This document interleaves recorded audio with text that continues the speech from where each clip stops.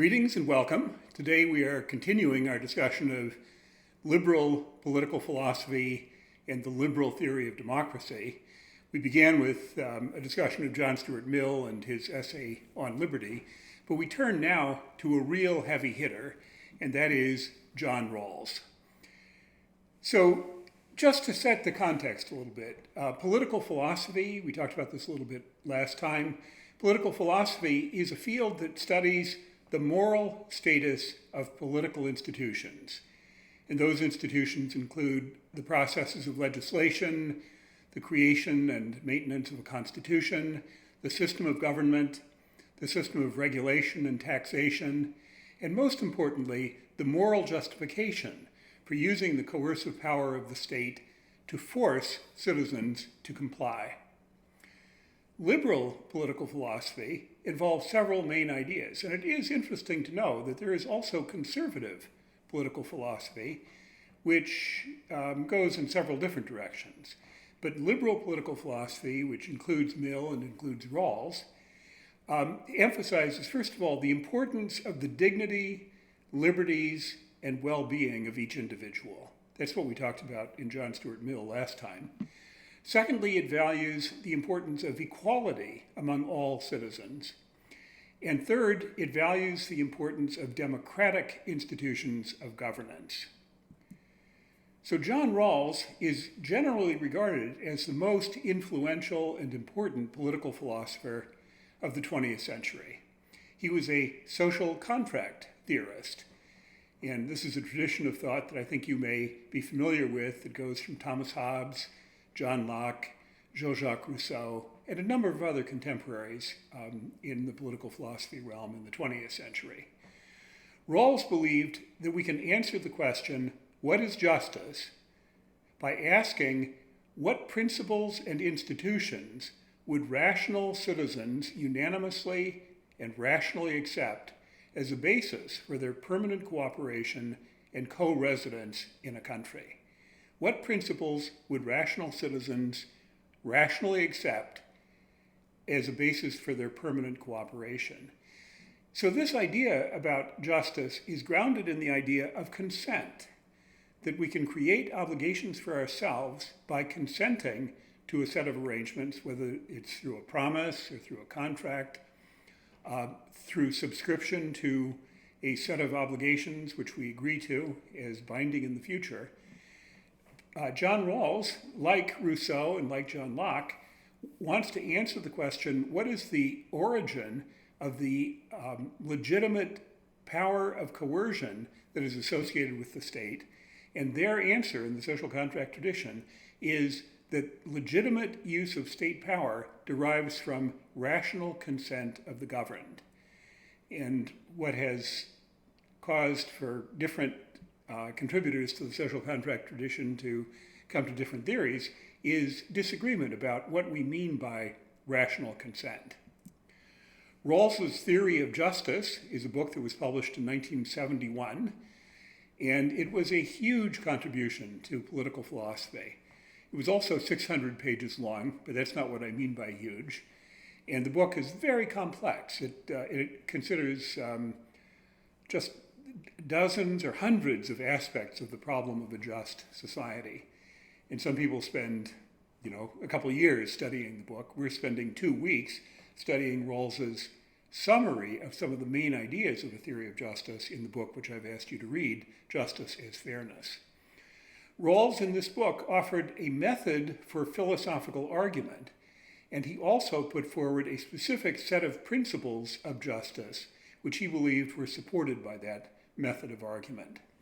His method is what he calls the original position, which is designed to explore which principles would be accepted by rational individuals considering the terms of their future association. And he argues that 2 specific principles of justice would be the best choice for everyone to accept.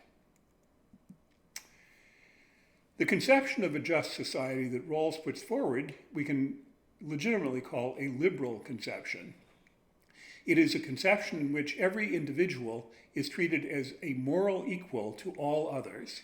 So moral equality of all citizens is a fundamental premise.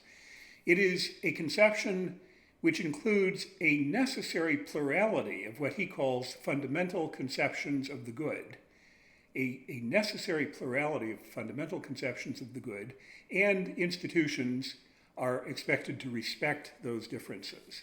So a liberal society is a pluralistic society.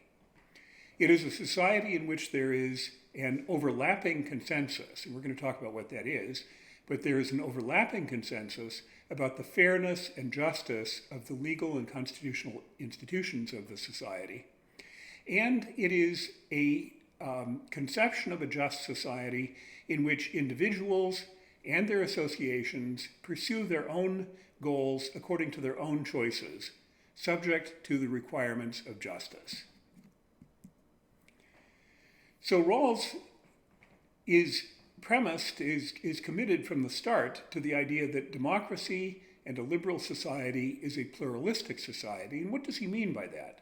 Well, what he means really is that if we respect the person, we need to also recognize that each individual has his or her own conception of the good, conception of the good life, conception of fundamental values, what he calls a comprehensive conception of the good.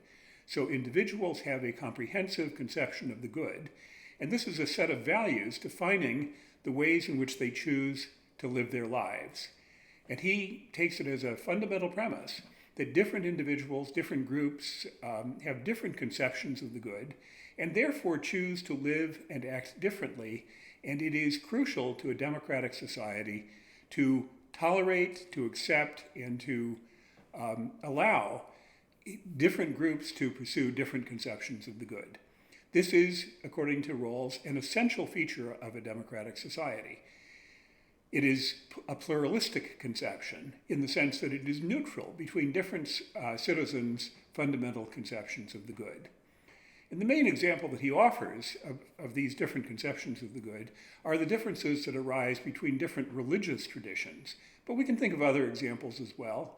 In the 19th century in the United States, there were communities, for example, in Iowa, where people chose to live in socialist cooperatives, to pool their money, pool their activities, and to live as a socialist commune.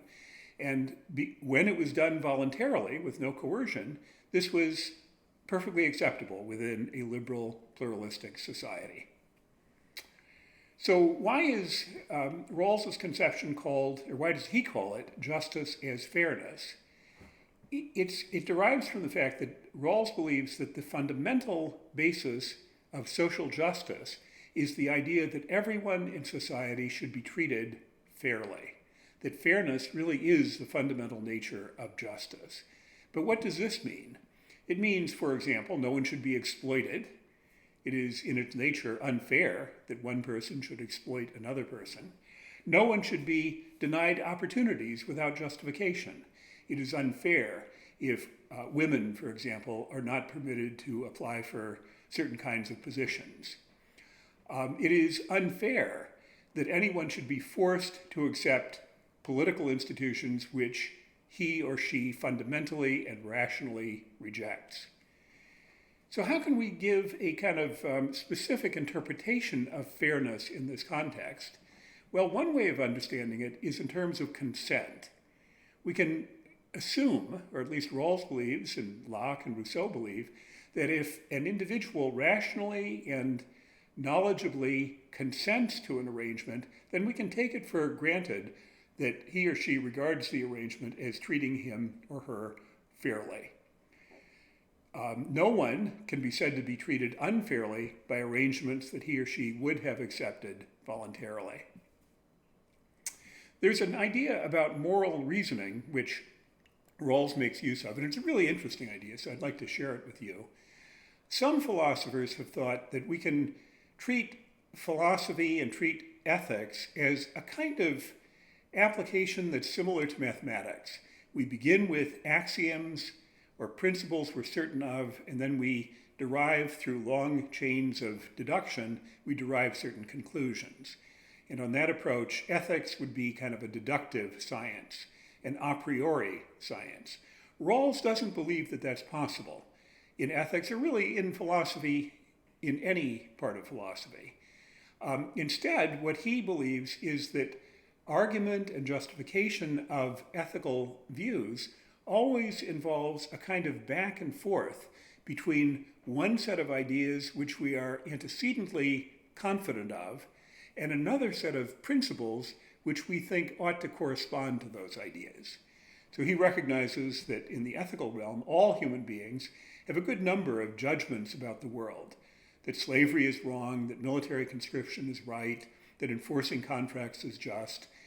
And these convictions about particular circumstances, Rawls refers to as considered judgments. But human beings also have a set of generalizations and principles which they believe ought to guide their moral lives, like, for example, treat everyone as an equal. Now, the interesting thing is that sometimes these two sets of facts are inconsistent. So if, for example, we believed in the principle everyone should be treated equally, but we also believed parents should treat their children with a special consideration and kindness, well, those two things seem to be inconsistent because equality and preference seem not to be consistent. Now, we could reason our way out of it, but I'm just trying to illustrate how a principle might be inconsistent with a considered judgment. And given the importance of being consistent, that is really a basic requirement of rationality, we need to either adjust our principles if we are fully confident in our considered judgments, or we need to adjust some of our considered judgments.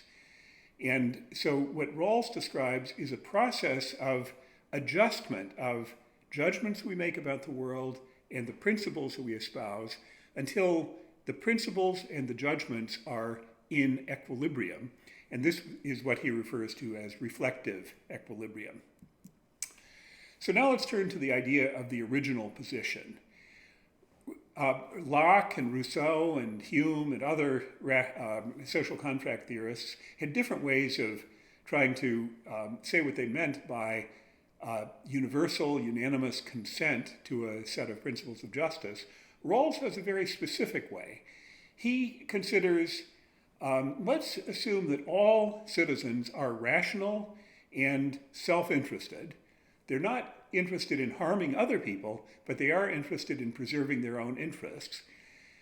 But if we can kind of assume that if people know what their characteristics are and they are self-interested, they will then argue for principles which favor them. And I think we would all agree that's not fair. If I know that I'm left-handed, and now we're debating whether there should be a principle that gives left-handed people a special advantage, well, if I know that I'm left-handed and I'm self-interested, then I will argue for the principle of favoring the left-handed people. Rawls tries to block that unfair use of knowledge of particulars by hypothesizing that the individuals in the original position know many general facts about human life and human existence within social arrangements. What they don't know is their own particular characteristics. They don't know whether they're rich or poor, black or white, male or female, incredibly smart or not so smart. They don't know any of those particular circumstances. And therefore, they're forced to decide about principles of justice which will serve their interests no matter what the outcome is in terms of what their actual characteristics are. And he describes this as deliberation behind the veil of ignorance. And here's his central conclusion. He argues that two specific principles of justice would be chosen behind the veil of ignorance because they protect every individual against the worst case outcomes. They protect every individual against limitations, unnecessary limitations on freedoms, and they protect each participant, each citizen, against the possibility of being sacrificed in a system of unequal social arrangements. There's an idea which Rawls makes use of in his arguments about the original position. It's the idea of the basic structure of society. Rawls isn't trying to consider every aspect of society at the same time, but what he does want to have the individuals in the veil of ignorance or in the original position to deliberate about is the basic structure of society. And what does he mean by that? It is the ensemble of fundamental institutions and arrangements through which social, economic, and political life are managed. And so if a society embodies a laissez-faire market economy, then its basic structure includes simply the system of laws which regulate property, labor, and contracts.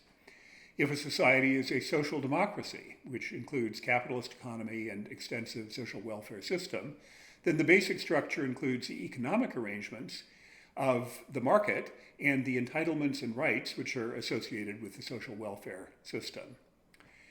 And so we might ask the question, does a given version of a basic structure ensure equality of opportunity? So we're offered a sample, then we can ask the question, does this system offer a guarantee of equality of opportunity?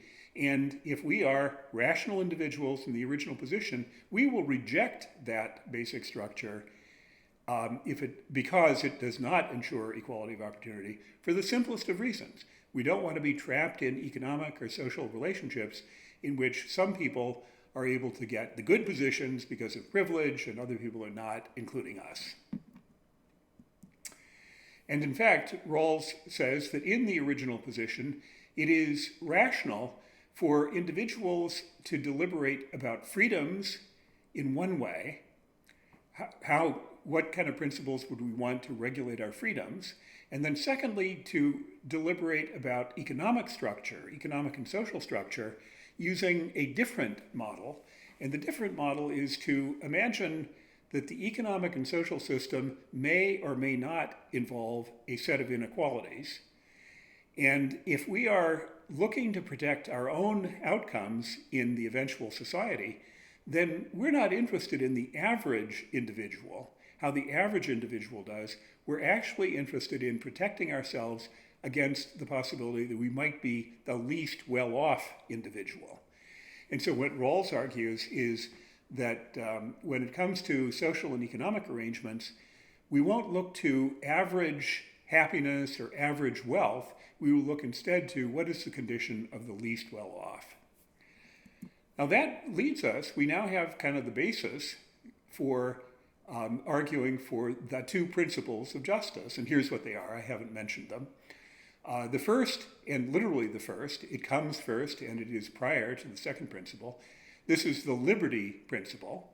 The first principle, the liberty principle, guarantees the rights of each person to have the most extensive basic liberties compatible with equal liberties of all the others. So the liberty principle guarantees maximum liberties consistent with equal liberties for all. The difference principle is the economic principle. The difference principle states that social and economic positions are to constitute the least system of inequalities such that they are A, to everyone's advantage, and B, are open to all, or in other words, that equality of opportunity is guaranteed. And Rawls believes the liberty principle comes first because rational individuals will be more concerned about protecting their freedoms than they will be at the idea of making a bargain in which they give up some freedoms in order to get some economic advantages. Freedom is more important and liberty is more important than economic advantage. Here's another important concept which is involved in your reading, but it's also important for the work that we're doing in this course. Rawls distinguishes between two ideas about a conception of the good. And this may be confusing to you, and so I wanted to highlight it today. But there is the idea of a comprehensive conception of the good, which might be one's religion and one's beliefs about a good economy and a good society. That would be, so I might be a socialist Catholic in Italy, and my full and comprehensive conception of the good involves my religious beliefs and also my economic beliefs about socialism. That is a comprehensive conception of the good.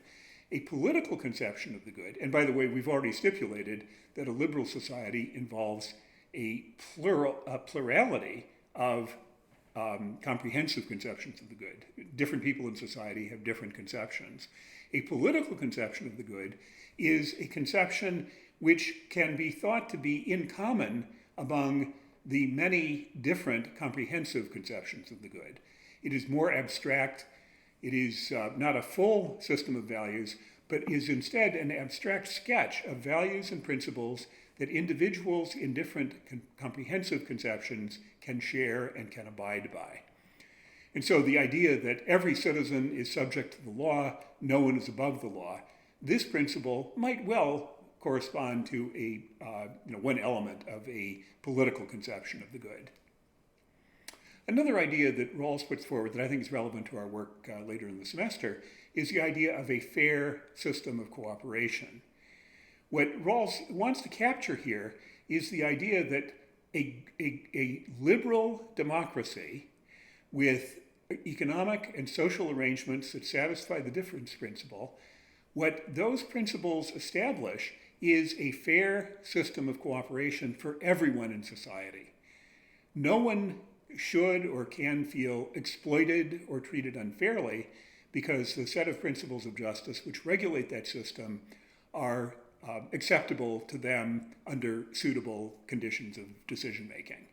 So a fair system of cooperation is one in which the basic arrangements and institutions of society are fair and permit everyone to live and work on an equal basis. Now, this is a really important point because it addresses the question of social stability and social legitimacy. No one is exploited.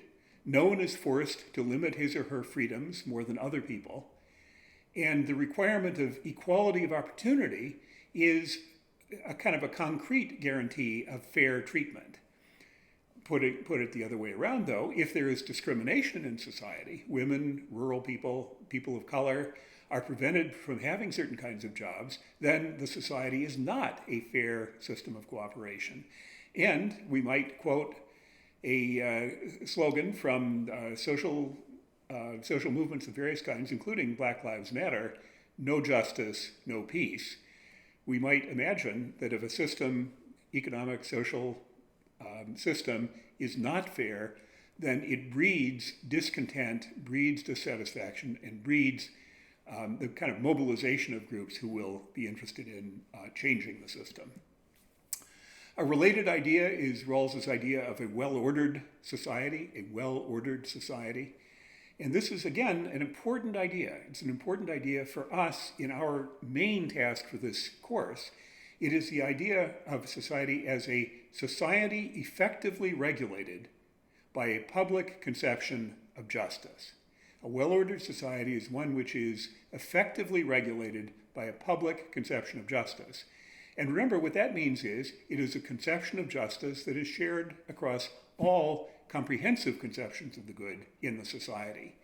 And Rawls believes that the two principles of justice constitute the foundation of a well-ordered society, that these two principles are the heart of a public conception of justice, and that means that these principles ought to be acceptable to all reasonable persons. Another important idea, one which I think turns out to be important for the question we're trying to evaluate, it's the idea of an overlapping consensus. And I'd like to try to explain what an overlapping consensus is. If we have a pluralistic society, there is no consensus about comprehensive conceptions of the good. Each group or each individual may have a different conception of the good, but they may have a shared political consensus which is consistent but not entailed by their comprehensive conception. So an overlapping consensus is one where, this is quoting Rawls, the political conception is supported by the reasonable, though opposing religious, philosophical, and moral doctrines that gain a significant body of adherents and endure over time from generation to the next. So an overlapping consensus is a political consensus. It's a consensus where even though you and I may have different religious and philosophical and moral ideas or economic ideas, nonetheless, we can be brought through reasonable dialogue to see this reduced set of principles about how we should cooperate. These are principles that are fair to both of us and we can accept them. And so we might say that Buddhists, Muslims, and socialists disagree about many aspects of their basic values, both spiritual and practical, but they can agree about the importance of the equality of all beings, all human beings, and the value of equal freedoms for everyone.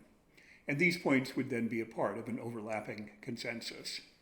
Quoting Rawls again from the readings that you did, this is the most reasonable basis of political and social unity available to citizens of a democratic society. That's a really important sentence for us because we're interested in the politics of hate and groups who want to undermine a democratic society. And what Rawls is asserting here is that the two principles and the political conception of justice, that this is the most reasonable basis of political and social unity available to citizens of a democratic society, given that they are divided over many other issues of important values. Protestants don't agree with Catholics, who don't agree with Jewish people or Muslim people or Buddhist people or atheist people. So there are important disagreements among these various groups in society, but if there is an overlapping consensus about equality and the rule of law and the fairness of a constitution, that is sufficient to create unity around the principles of a democratic society. Finally, we get to ask the question, which we'll take up after we complete next week, take up almost all of the rest of the course, is liberal democracy stable and self-reinforcing? This is in fact the key question in our course.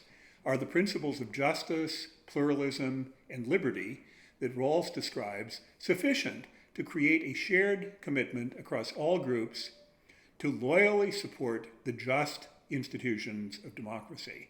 Are these principles of justice sufficient to generate support for the institutions of democracy? And this can be understood as a practical, empirical question, a sociological or psychological question. And Rawls gives an interestingly ambiguous answer to the question, which is how I'll close. Given the actual comprehensive views existing in society, no matter what reasonable conception for a democratic regime, Given the actual comprehensive views existing in society, no matter what their content, there is plainly no guarantee that justice as fairness or any reasonable conception for a democratic regime can gain the support of an overlapping consensus, and in that way underwrite the stability of its political institutions.